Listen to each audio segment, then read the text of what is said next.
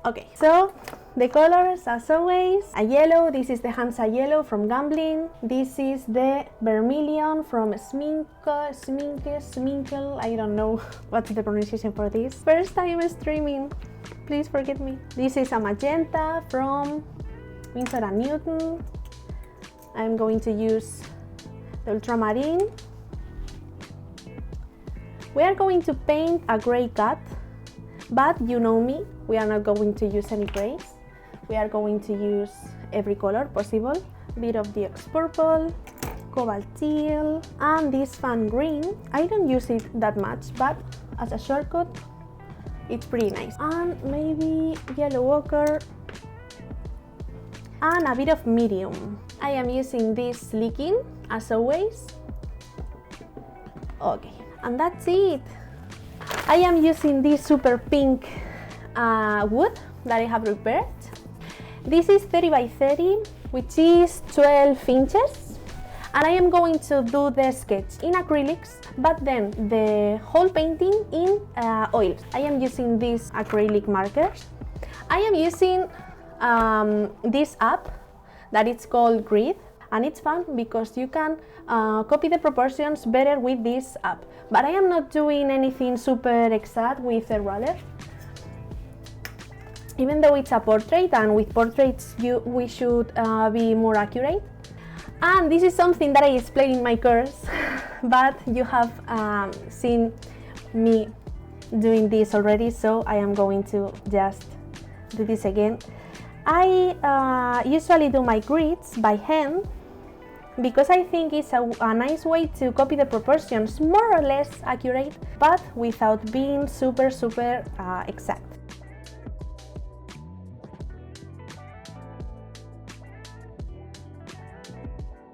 I do recommend a color theory wheel and a color theory courses online, not a book exactly, but yes, I think color theory is super important. But most of it you are going to learn by experimenting. For example, making some mixes with the brushes and the paint, you are going to learn how the pigment work. Okay, and it's nice to paint with this because you can just grab some wipes like this. I don't like to abuse, but you can just erase something as if it was an eraser. I studied fine arts, yes. I went to university 5 years ago. I graduated last year though, yes. I think it's important and it's nice because you can have a nice perspective of arts and history of arts and some painters, but it's not necessary in my opinion. I learned a lot, I experimented a lot, but it's not necessary. That's why I am making the Domestika course. You can have all the color theory you may need just with these courses online and other painters, and asking to real painters, to alive painters. Okay, we are going to start with the pupils. This one, the DaVinci Colleague ones, are my favorites right now. And these ones, if you can find them, the Van Gogh ones, are super affordable, super cheap, and quite nice. I'm learning to think, but not to do. It's nice because it's difficult to know what you want to do, what you want to paint. I'm going to do some basic mixes in the palette first, and then I am going to change them with the painting. First, the eyes. The pupils are almost black, so I am using this Diox purple and maybe the burnt umber too. And the rest of the eyes is like golden, yellow.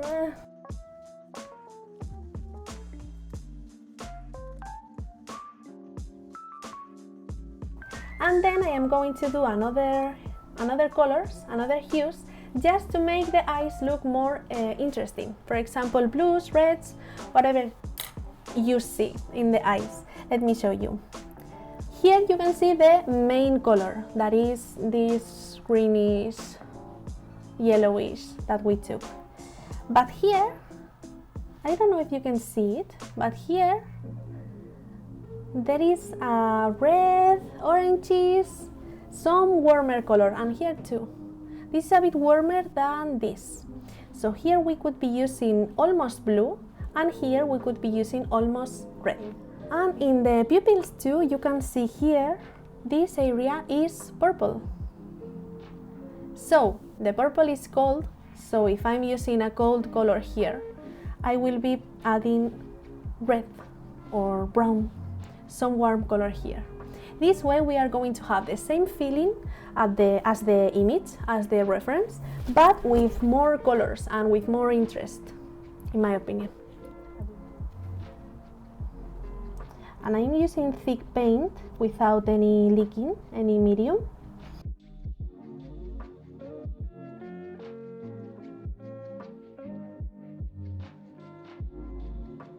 Okay, bit of yellow.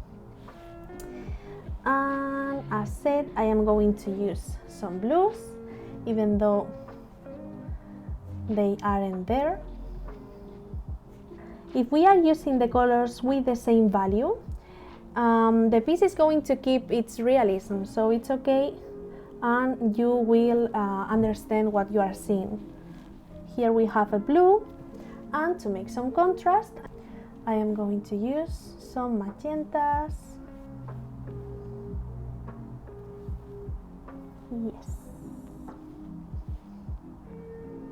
This is not green, as you can see on the reference image, but it will work. Your brain still knows that you are watching some green eyes. As long as the main color looks like a green, it's okay. And here we have another warm color, but lighter. So pink, why not? Your brain will fight against you, telling you that you cannot use some pinks, for example, to paint a green eye. But you can, of course you can. I am going to use this super thin brush to make, with a lot of thinner, this is what I was talking about before. I'm going to make this little edge here more thinner. The thinner will allow you to paint on wet paints.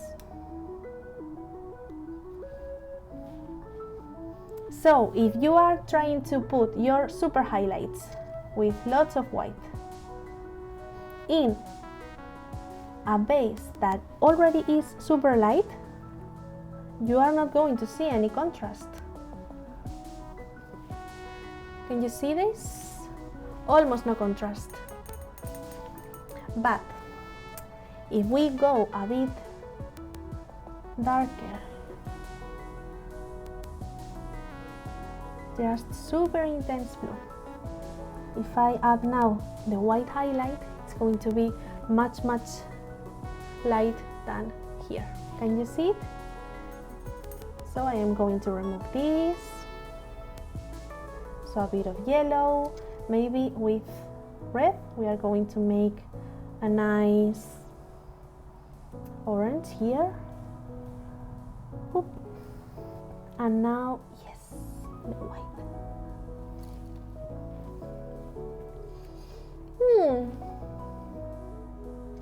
And I'm going to make the contour of the eyes, and then we are going to grab a large brush and block the whole cut. Maybe a bit of white, and it's going to work as a black, but without being black. It's like a warm, super dark gray. Then I'm going to make another one with the green and with the magenta. So we are using low value colors. I hope you can see this nice. Low value colors, but not super dark. They have to be a bit light so you can see the which hue every color is. I am using the blue. I don't know why.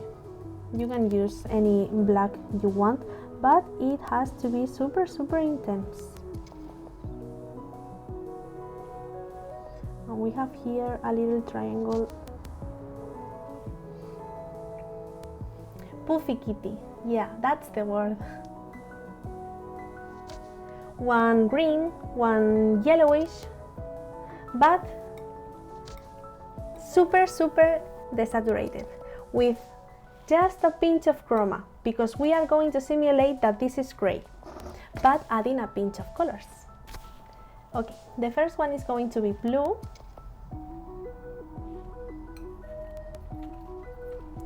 And this blue is super intense because we are using it straight from the tube. So to desaturate it with the complementary, the brown, and this way we are going to have a bluish gray. Okay, this is a cool gray. Next one, imagine we want a magenta one. Again, this is super intense, straight from the tube. Well, not straight from the tube because it has white, but it's super intense. So complementary green, we are going to take a bit of the color of this mix.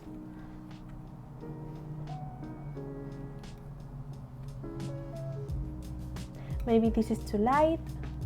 I'm going to add a bit of burnt umber and ultramarine, maybe, to make it darker. This is like a magenta, but super dull. Okay, next one. I'm going to do one teal, for example. I don't know, choose whatever colors you need, but you have to have some cool colors, cool grays, and some warm ones. So this is green. I need to desaturate this with magenta. Okay, and lastly, thank you. Okay, and the last one, for example, some orange. I don't know, with ochre, with the umber. This way we have two warms and two cools. But again, this is super saturated, so same as always, a bit of ultramarine. I cannot show you my color circle right now. Whoops.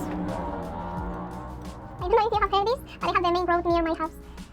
I was saying that I have my color wheel packed in a box because I am making a studio makeover soon, and all the studio is empty except this area with the table and the computer, the cameras. Okay. Because this part is super cool, can you see it? Now you have to make the contrast and make the plan for the painting. If this is going to be cool, because you are going to translate into blue, then you have to paint this warm, because if not, you wouldn't have enough contrast here.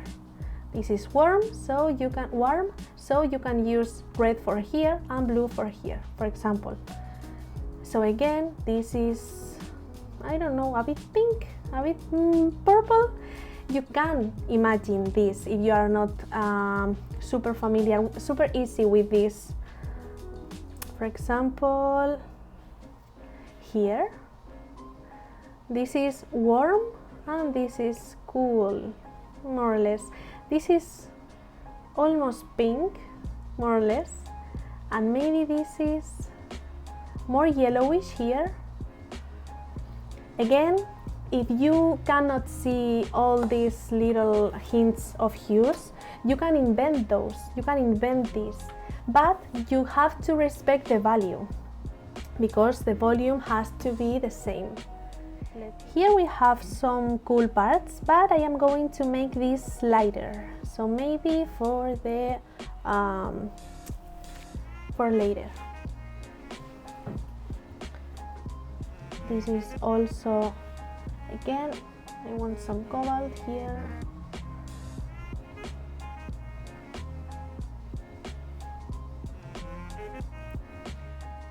So now that I used some blues, I am going to apply some, I don't know, what's this color? Red, orange, for example here. And the contrast is super visible, even though these are almost gray. Just because they are complementaries, they are going to contrast a lot. And yes, as we were saying before, the temperature colors to make them contrast. Maybe this is too light. I am going to use, as we said, a bit of burnt umber to go down. And now these two are the same value, but one is blue and the other one is red. So perfect. They are going to get visible. If you want to see just the paint without blending with the lower parts, lower layers, and if you want to mix that, just, can you see this? Here I am mixing the layer from the bottom and the paint that I am applying. But if I don't want that, if I just want to paint wet over wet without mixing the paints, I am going to use my brush super parallel. Can you see this? Here no blending, here a lot of blending. Okay, here we have again parallel to the painting and it won't blend. And now I lost this little line that the cat has.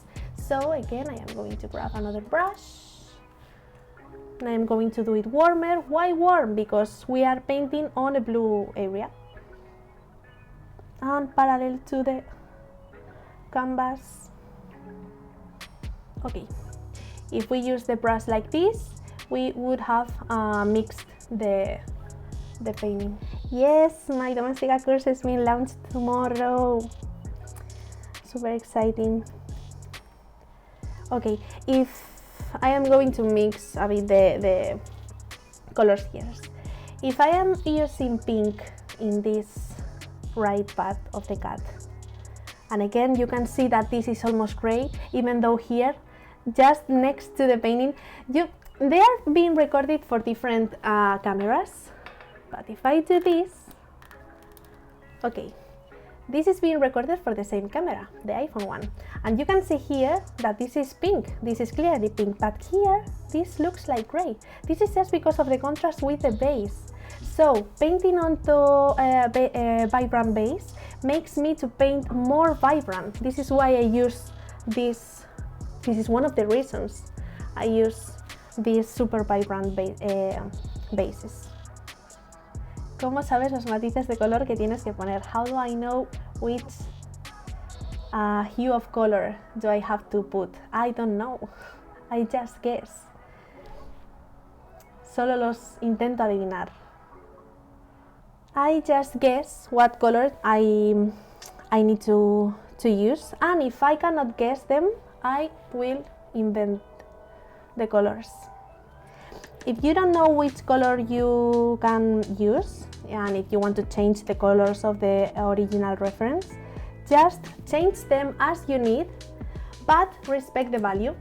If you are respecting the value de chiaroscuro, you are going to keep the realism of the image, and it's okay. Si quieres cambiar los colores, simplemente con que mantengas el claroscuro de la imagen para que siga siendo realista, ya está. Suficiente. Puedes cambiar los colores como quieras. Okay, the cat is more or less covered, so I am going to correct the contour and correct all the mistakes, the happy accidents that I made.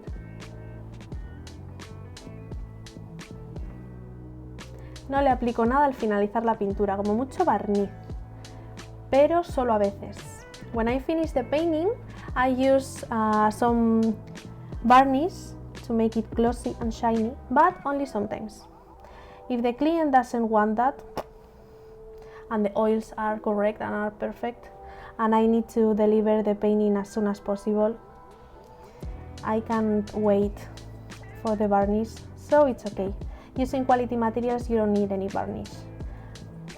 It's recommendable, yes. But if the client wants the painting quick, it's not that bad. Si el cliente quiere la pintura rápido, pues se lo manda sin nada y ya está. I usually paint the background with the complementary color of the main object to have more contrast. Por ejemplo, si tú pintas el objeto azul y pintas el fondo rojo, vas a tener mucho más contraste, exacto. Entonces ahora que tenemos una cosa azul, pues podemos poner un fondo rosita. Rosita claro o which color? Pink. I think I am going to make the background green as the eyes.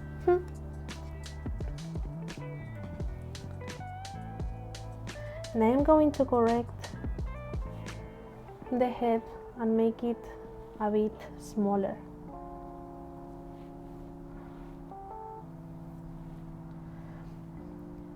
Here you can see that the paint is super thick, so I am going to use thinner and voila.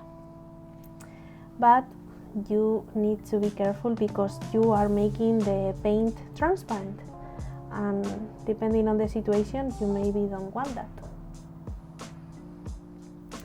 Now that the background is done, kind of,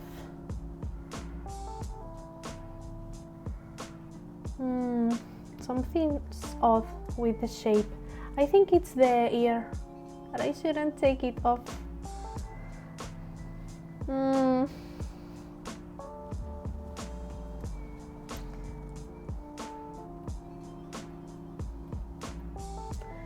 Maybe better. Okay, the white part, same as the blacks, same as the gray parts. I like to use different hues, but with white, with light. Let me show you better in my palette. New Patreon, I don't want to celebrate this on the stream.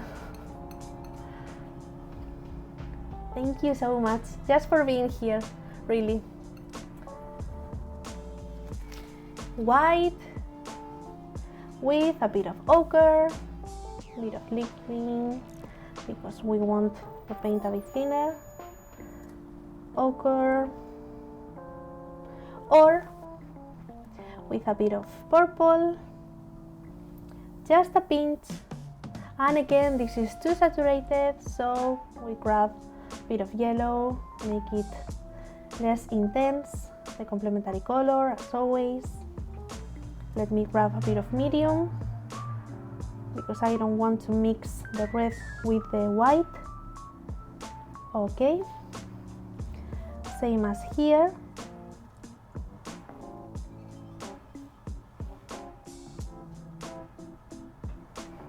And the rest with the violet. I love when you told me that my work inspires you to paint and to be creative. This is the best.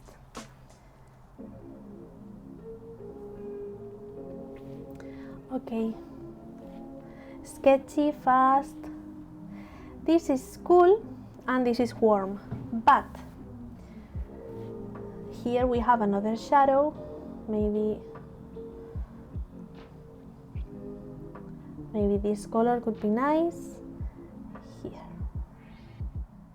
I just wanted to tell you a bit of the little tricks that I use,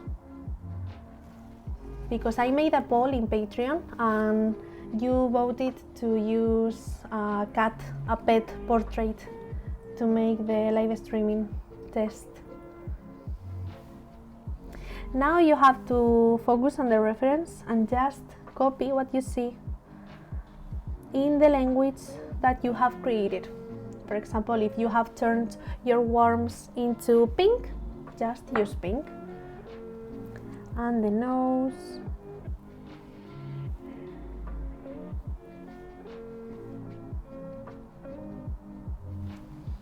Okay, I am going to leave this as finished, I think. Well, you know me, if you watch my YouTube videos, and I do this and I say this every single time. I'm going to let this as finished. This is okay, I'm going to, no more touchy. And I will, and I touch it again, I correct it again and again and again.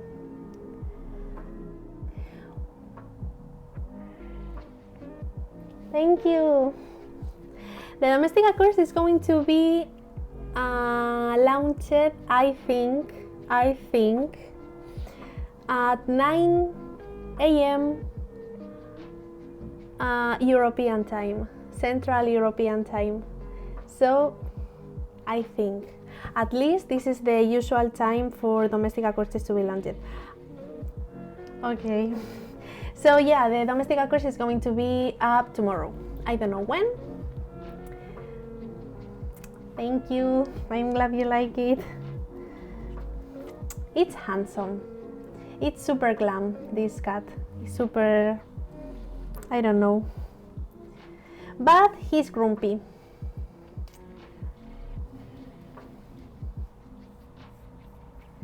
Okay, I will consider this finished. From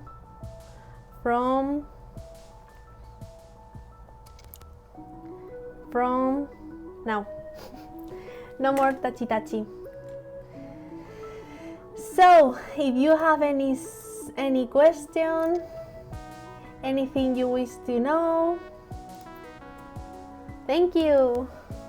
I will leave the live streaming just for Patreons. I am going to post this for my Patreons that are amazing. But I will edit this for YouTube as well. Maybe 20-15 minutes, something like this, for the next week, I think. Although I have a video prepared that I wanted to publish last week about brushes, about how I clean the brushes. I recorded a video, but I didn't post it because Domestika was about to be launched, so I was preparing the last details. How do you account for drying time when you do commissions in oil paint? I always use two little tricks to make the painting dry faster. The first one is the white. The white paint, if it's titanium weight, it's going to take a lot to dry. I have here my titanium weight. These two brands are amazing.